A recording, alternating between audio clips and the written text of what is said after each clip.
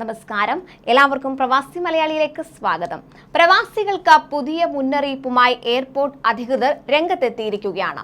അവശ്യ സാധനങ്ങൾ കൊണ്ടുവരുന്നവയിൽ അത്യാവശ്യത്തിന് ഉപയോഗിക്കുന്ന മരുന്നുകളും യാത്രാവേളയിൽ മിക്ക പ്രവാസികളും കയ്യിൽ കരുതാറുണ്ട്.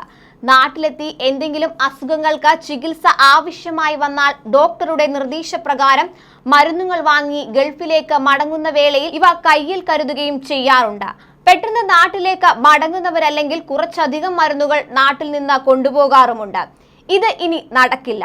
ഇത്തരത്തിൽ മരുന്നുകൾ കൊണ്ടുപോകുന്നതിന് നിബന്ധനകൾ ഏർപ്പെടുത്തിയിരിക്കുകയാണ് ഒമാൻ എയർപോർട്ട്സ് അധികൃതർ.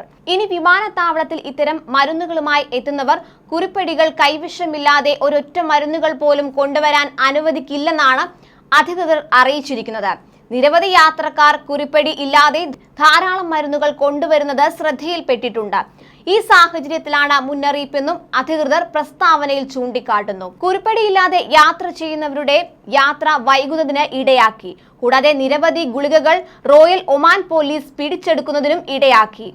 ഒമാൻ വിമാനത്താവള അധികൃതർ ഇത് പ്രസ്താവനയിലൂടെ അറിയിക്കുകയായിരുന്നു. അതിനാൽ ഒമാനിലെ ഏതെങ്കിലും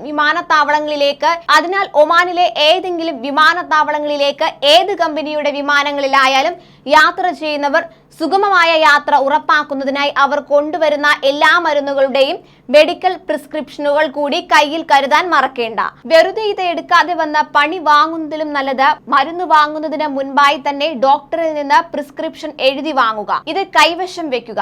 എയർപോർട്ടിലെ ഇത്തരം നൂലാമാലകൾ ഒഴിവാക്കുന്നതിന് ഇത് സഹായിക്കും. അതേസമയം ദുബായ് രാജ്യാന്തര വിമാനത്താവളത്തിൽ യാത്രക്കാരുടെ എണ്ണം ക്രമാതീതമായി വർദ്ധിച്ചു വരുന്ന സാഹചര്യത്തിൽ തിക്കും തിരക്കുമാണ്. കോവിഡ് മഹാമാരിക്ക് ശേഷം സർവീസുകൾ പഴയപടിയാകുകയാണെന്ന് ദുബായ് സിവിൽ ഏവിയേഷൻ അതോറിറ്റി അറിയിച്ചു. ഈ വർഷം 4 മാസങ്ങൾ പിന്നിടുമ്പോൾ 1.78 കോടി യാത്രക്കാരാണ് എത്തിയത്. 2021 ഇതേ കാലയളവിൽ ദുബായ് വിമാനത്താവളത്തിലൂടെ 76.17 ലക്ഷം യാത്രക്കാരാണ് എത്തിയത്. 134.7% വർധനവ് ഉണ്ടായത്. ഈ വർഷാവസാനത്തോടെ 5.51 കോടി യാത്രക്കാർ ദുബായ് വിമാനത്താവളത്തിൽ എത്തുമെന്നാണ് പ്രതീക്ഷിക്കുന്നത്. ലോകത്തെ തിരക്കുള്ള വിമാനത്താവളം എന്ന പേര് 8 വർഷത്തോളമായി കൈയടക്കി വെച്ചിരിക്കുകയാണ് ദുബായ്.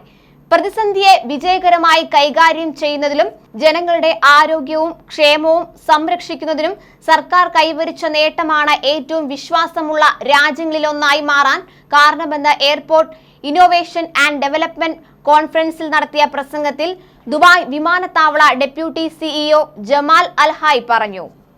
കൂടുതൽ പ്രവാസി വാർത്തകൾക്കായി ഈ ചാനൽ സബ്സ്ക്രൈബ് ചെയ്യുക.